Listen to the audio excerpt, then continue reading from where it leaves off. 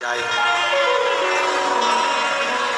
वहां बैठकर भगवान देवादिदेव महादेव से अपने हृदय की बात, भाव से प्रार्थना, अधिक मास और श्रावण के महीने का ये मिलन,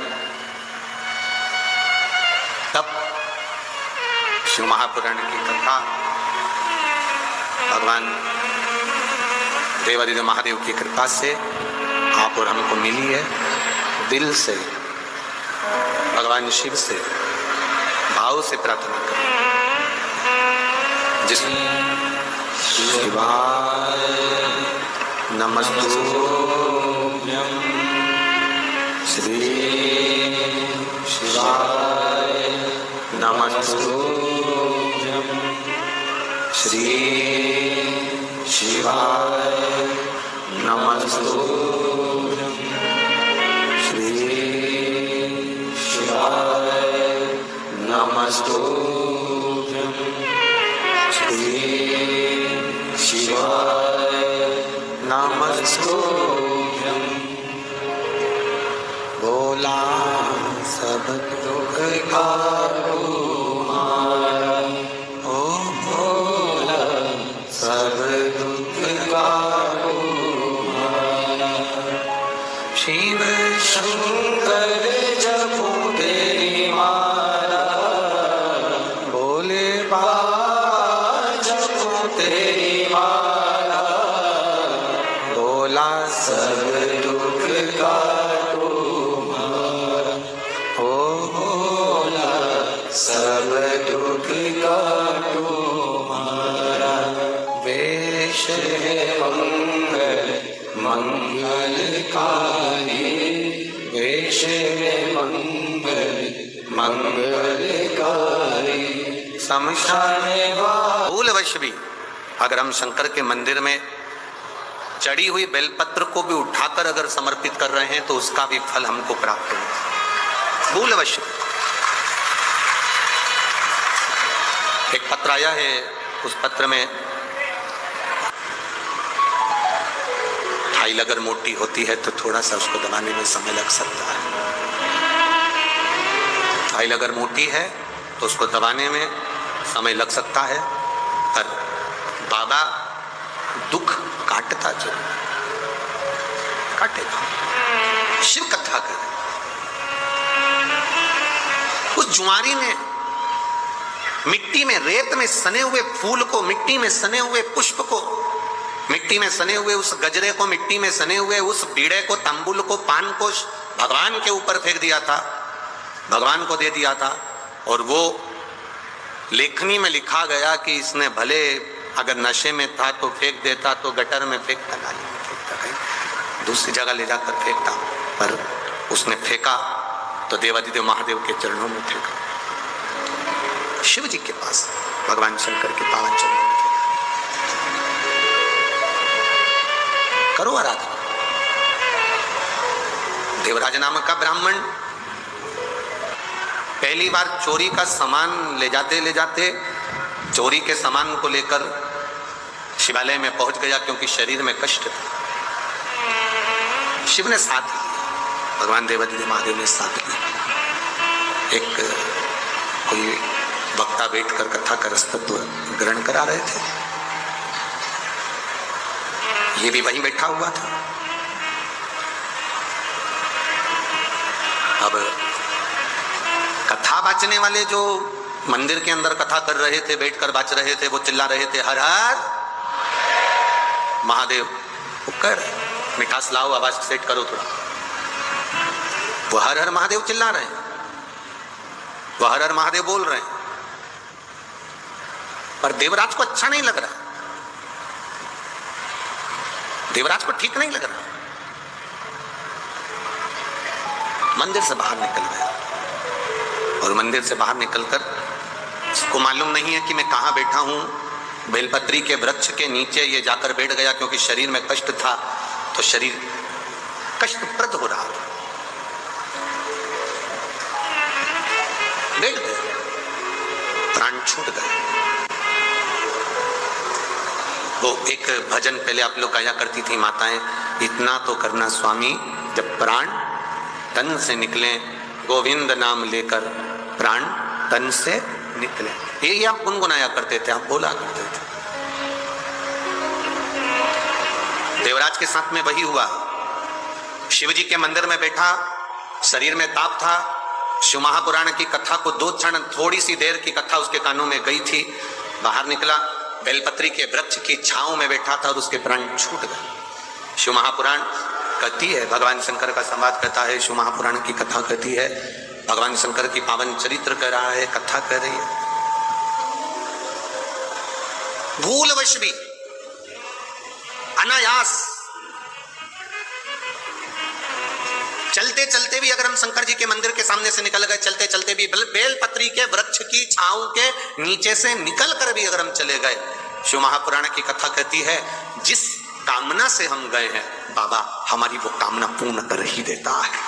एक सहज भाषा में, सरलता में, एक बेलपत्री का जो वृक्ष होता है, बेलपत्री का जो वृक्ष है जिसके नीचे 33 कोटि देवी देवता विराजमान होते हैं, 33 कोटि देवी देवता बैठते हैं, उस बेलपत्री के वृक्ष के नीचे से कि अगर हम निकल गए, भूलवश भी निकल गए, तो भी हमारे कार्य की सिद्धता हो जाती है।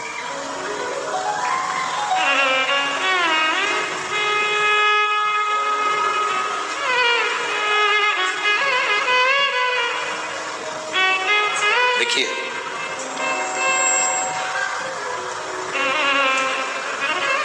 देवराज के प्राण चले गए, देवराज के प्राण छूट गए। अब जब प्राण छूटे तो शिव जी की एक लीला बड़ी विचित्र है। भगवान का नाम लेने वाले के जब प्राण छूटते हैं तो उनको लेने के लिए भगवान नारायण के पार्षद पहुंचते हैं। होता है बेलपत्री का जो वृक्ष है जिसके नीचे 33 कोटि देवी देवता विराजमान होते हैं, 33 कोटि देवी देवता बैठते हैं, उस बेलपत्री के वृक्ष के नीचे से कि अगर हम निकल गए, भूलवश भी निकल गए, तो भी हमारे कार्य की सिद्धता हो जाती है।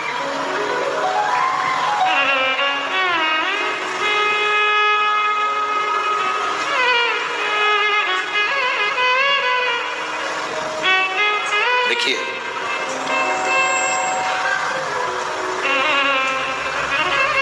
देवराज के प्राण चले गए, देवराज के प्राण छूट गए।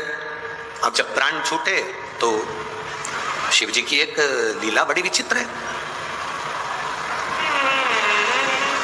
भगवान का नाम लेने वाले लेने के लिए भगवान नारायण के पार्षद पहुंचते हैं।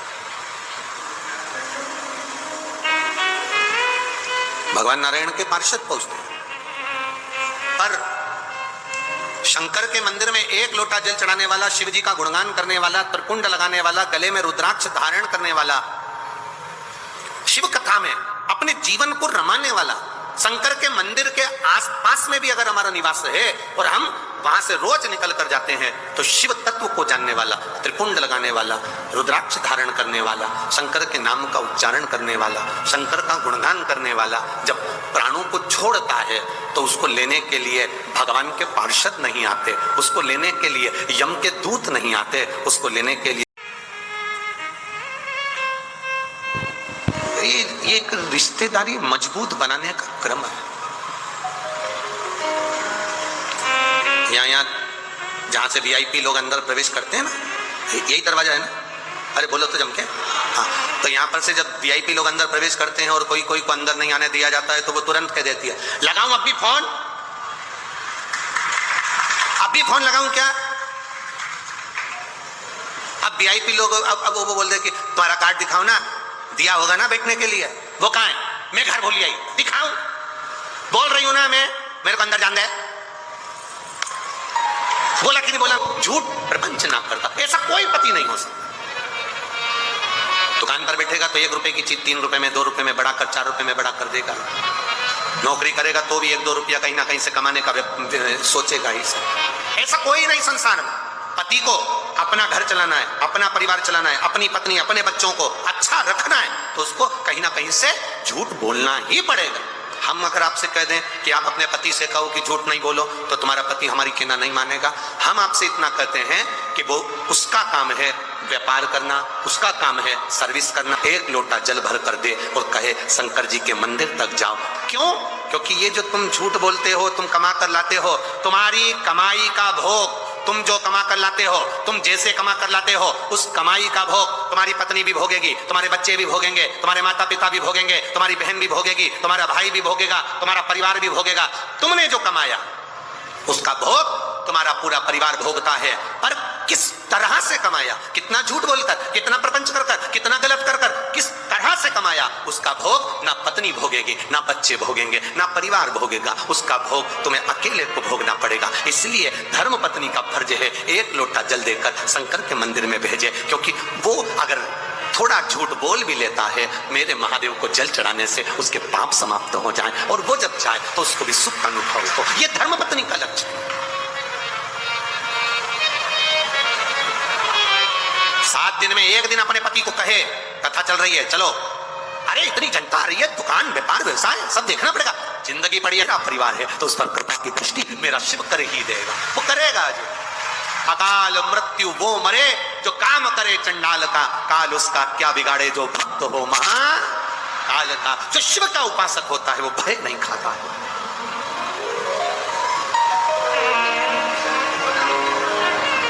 भय से मुक्त है।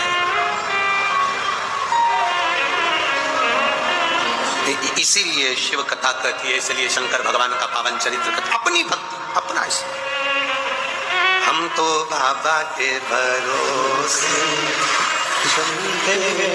वाह, मैनपुरी वाले बड़ा समझदार हो रहे, तुम लोग तो एक एक गाना रटा हुआ, भजन एक एक। हम तो बाबा के भरोसे चलते, हम तो बाबा के भरोसे। धर्म पत्नी है, समझाती पति को पर समझाई नहीं।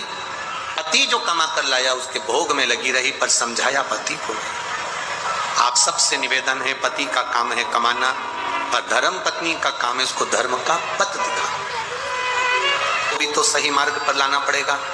आप मत बोलो कि आप दुकान पर झूठ मत बोलो कि ये मत करो कि वो मत करो, पर इतना जरूर कहो कि शिव के मंदिर में जाना चालू करो। वो कहे कि मैं दुकान जाऊं कि मंदिर जाऊं, एक छोटा सा झोला बना दो, उसमें एक पानी की बोतल, एक छोटा सा तांबे का लोटा उसके झोले में रख दो, कहना मंदिर, दुकान जाते जाते शंकर के मंदिर पर गाड़ी रोको और बोतल में से पानी लेकर शिव जी को पहले चढ़ाओ, आचमन करो और बाबा को प्रणाम कर कर फिर दुकान पर जाओ, तो दुकान भी 4 चौगुनी चलना प्रारंभ हो जाएगी। बाबा से प्रार्थना, शिव से निवेदन। चंचुला देवी ने निवेदन नहीं करा, बिंदु प्रेत योनि में पड़ गया, प्राण छूटे, मरने पर प्रेत की योनि में, प्रेत योनि में पड़ा। चंचुला देवी के जब प्राण छूटे तो वो शिव जी की भक्त बनी, बाबा से प्रार्थना किया कि मेरे पति को मुक्ति दीजिए। तुम रुका जी से शिव महापुराण की कथा श्रवण करें। ईश्वर जी गोरा जी गणा गोर बनकर शिव पार्वती चले, मरने पर प्रेत की योनि में, प्रेत योनि में पड़ा। चंचुला देवी के जब प्राण छूटे तो वो शिव जी की भक्त बनी, बाबा से प्रार्थना किया कि मेरे पति को मुक्ति दीजिए। तुम रुका जी से शिव महापुराण की कथा श्रवण करें। ईश्वर जी गोरा जी गणा गोर बनकर शिव पार्वती चले। तुम रुका नाम कोई साधारण नाम नहीं है। जिस नारी का गर्भ नहीं ठहरता, 20 साल 25 साल 30 साल भी अगर शादी के हो गए, संतान नहीं है, डॉक्टर मना भी कर दिए, तब मेरे बाबा पर भरोसा करना प्रारंभ कर दो। 25 साल 30 साल भी अगर शादी के हो गए, संतान नहीं है, डॉक्टर मना भी कर दिए, तब मेरे बाबा पर भरोसा करना प्रारंभ कर दो। शंकर के मंदिर में जाकर जल चढ़ाना प्रारंभ कर दो, आचमन करना प्रारंभ कर दो। एक बेलपत्र बाबा को कहकर, बाबा अब मुझे डॉक्टर मना कर दिया पर संतान देगा तो तू देगा, बाबा से प्रार्थना करना प्रारंभ कर दो। सफेद आंकड़े की जड़, नारी 7वें दिन रजो धर्म के बाद, तब वो सफेद आंकड़े की जड़ पति पत्नी दोनों लाए, शिव जी का नाम लेकर सुंदर आनंद से तुम रुका जी का नाम लेकर शिव जी पे से 21 बार उतार कर लाल धागे में शंकर भगवान के शिवलिंग का दर्शन कर कर दोनों पति पत्नी सामने हो और पत्नी अपने कमर पर उस सफेद आंकड़े की जड़ को बांधे। बाबा से प्रार्थना रोज जल चढ़ाते समय करे, बाबा मेरी झोली खाली है, 20 साल हो गए, 25 साल हो गए, 10 साल हो गए, संतान नहीं है, बाबा आप कृपा करना। लगे रहो, फाइल अगर मोटी है छुपाने में समय लगेगा, अगर दुख बड़ा है काटने में समय लगेगा, 1-2 महीने जाने से काम नहीं चलेगा, जाते रहो उसकी चौखट पर, वो झोली जरूर भरेगा, निश्चित।